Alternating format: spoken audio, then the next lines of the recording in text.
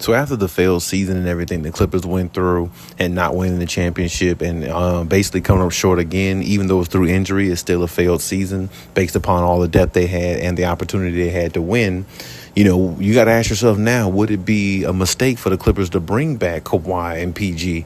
And, at this point here, I would say for their sake, it's a no, because like I said, you don't want to open up a new dome, a new arena, and all these things and all the money that Steve Ballmer put in this team, around this team, and for this team to come in there with just a bunch of role players and no superstardom to even give yourself an opportunity to be a contender for a championship. It would just be dumb at this point. So if you ask me straight off the bat, I would say no. But I can definitely see in instances, for other people who might think differently, that is a far gone conclusion to really bring them back, because it's just going to get injured again, and it might be a reenactment of this season going into the next and the next, and it might just be a mess going forward. So I definitely understand if you think otherwise, and I definitely respect that decision or that thought if that's what you have. It's just that they don't really have no other options, because not many other players are going to come to the Clippers, I don't believe.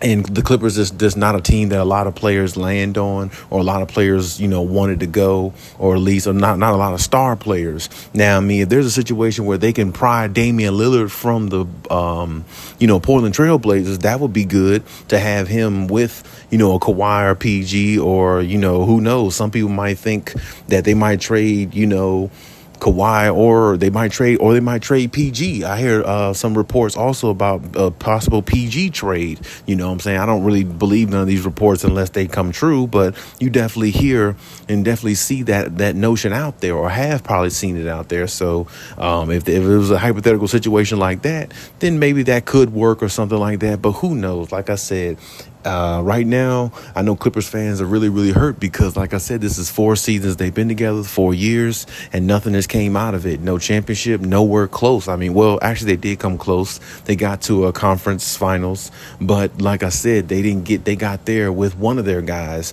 not both. And, if they had Kawhi Leonard, they win the championship that year, if you ask me. They definitely go to the finals. So my point is, they got good pieces and everything like that, but it's not enough if everybody's not on the floor, especially if your superstars are not there to make up for the most slack on the floor and be there to take responsibility for a lot of these games and, help will their team to victory. And the Clippers had a great opportunity this year.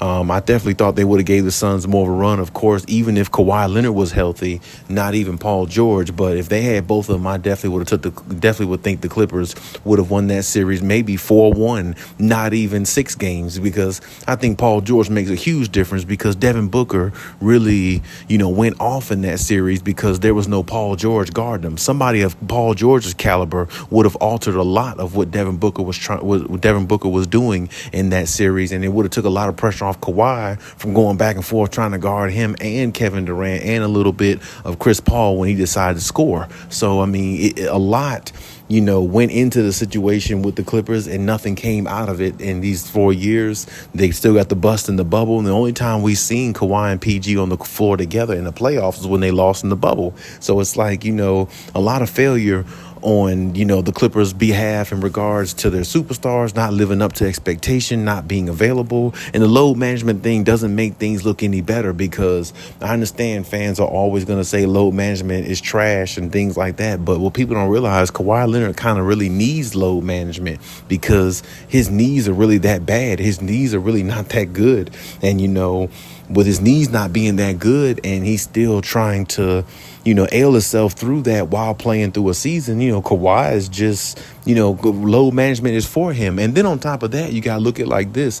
He was born in the era of the Spurs where load management was heavily predicated. So he's been doing this a long time. And, like I said, he really has knee problems, though. It's not like he's really actually doing load management just because he wants to. And I know that's the image that Stephen A. and a lot of people put out there, but it's not true. The guy is really hurt.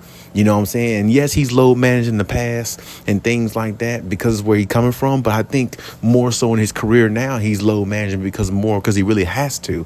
You know what I'm saying? Because his knees have really gotten that bad over time. He came from a quadricep injury. He came back from that, won a championship. And hopefully he can come back from this torn meniscus, which, a lot of players have played through a torn meniscus before once, if you get the conditioning right and come back within a few weeks and play. So, hopefully, the start of next next year, he'll be ready to go and be able to be more available and play and kind of like, get over this past season and kind of move forward. But like I said, with a lot of things lingering around this team, it wouldn't be a surprise to me if they did move on from Kawhi and PG because of just what they haven't gotten out of these two guys in regards to what they paid for. You see what I'm saying? So it definitely wouldn't be a surprise, but it definitely wouldn't be a surprise if they kept Kawhi and PG because they really don't have no other options. I don't think no other superstars are coming to the Clippers or want to come to the Clippers, especially if neither one of them is there.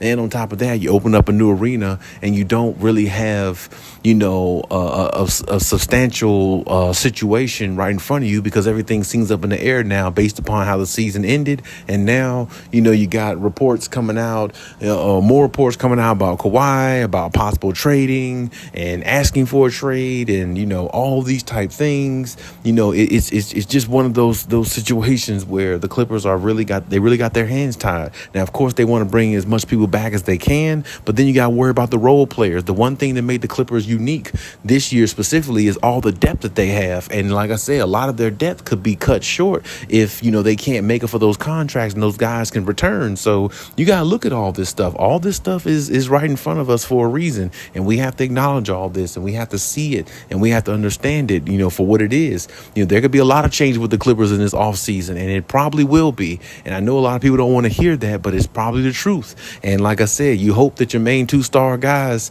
possibly are still there because to me, if you let them go, you have no future. You have a bunch of young guys that has promise, but it's going to put the Clippers right back where they have been all this time without a championship and without hope of winning a championship anytime soon because they don't have the right pieces to put them in position. And like I said, the Clippers, I don't know what's going on with this organization overall, whether they're going to keep Russell Westbrook or not, but I just thought it was a mistake bringing Russ Westbrook in from the beginning. And like I said, I'm not saying Russ jinxed the team or anything like that, but psychologically playing with Russ, like in some of the errors and stuff that he makes at times during games, I don't know if Kawhi Leonard can make, and Kawhi and PG could have made up for that the further they would have went on in the playoffs. It's very possible they could have, but it's also very possible they couldn't. Because like I said, they put this guy in the starting lineup, and I thought that really regressed the development and stunted the growth of Terrence Mann and to where he was going. So it's like, Russell Westbrook, I always said any team Russell Westbrook on is going to be very, very difficult to win a championship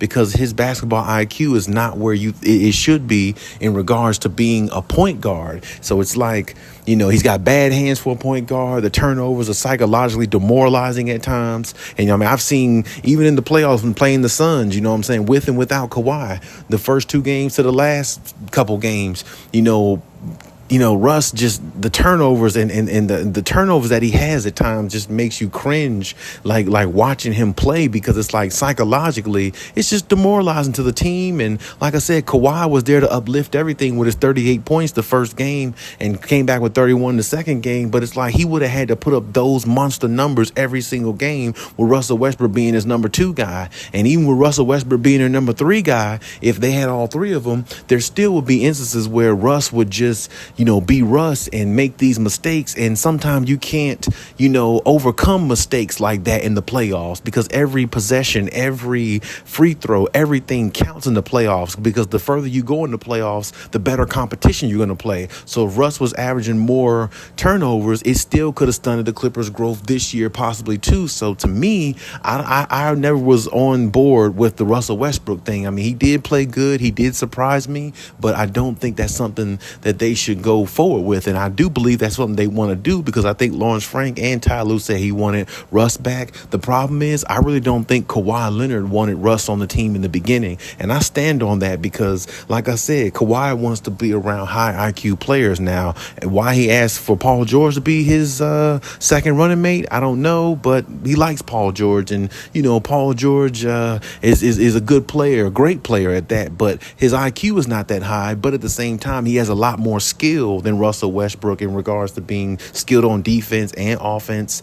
And, he's he's a two-way player at that. So, of course, with his defense and everything, Kawhi felt like it can still work with him. But Russell Westbrook, I don't think he wanted Russell Westbrook a part of this whole operation. And the fact that Russ is there and the things that we're hearing that's coming out about, from Kawhi's camp and all these other things, it just doesn't really look like things are going in the right direction for the Clippers. It doesn't look like they're going up, you know what I'm saying? So, you got to hope that everything works out for the best in regards to this team. And as I said before, if they lose Kawhi and PG or let them go or let them walk or trade them, I mean, you got to hope you get something back in return that's really worthy.